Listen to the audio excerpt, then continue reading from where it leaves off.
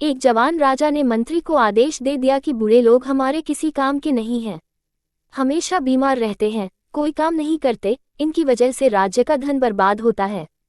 सभी बूढ़ों को मृत्यु दंड दे दो।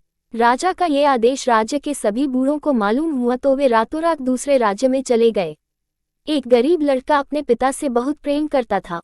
उसके पास इतना धन भी नहीं था कि वह घर छोड़कर दूसरे राज्य जा सके, इसीलिए उसने अपने पिता को घर में ही छिपा लिया।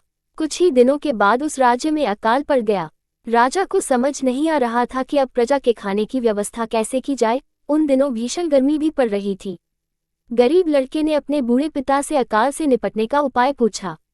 उसके पिता ने कहा कि राज्य से कुछ ही दूर ही हिमालय स्थित था।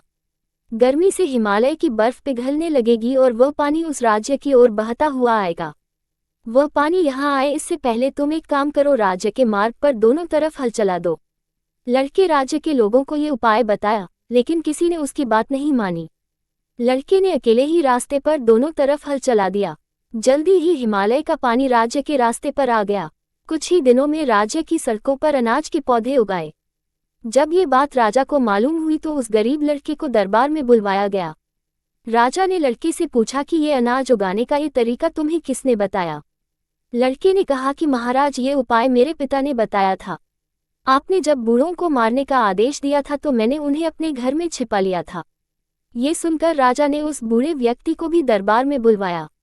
बूढ़े व्यक्ति ने राजा से कहा कि महाराज, हमारे राज्य से लोग अपने खेतों से अनाज अपने घर ले जाते थे और कुछ लोग दूसरे राज्य अनाज बेचने जाते थे तो अनाज के कुछ दाने रास्ते के दोनों ओर गिर जाते थे।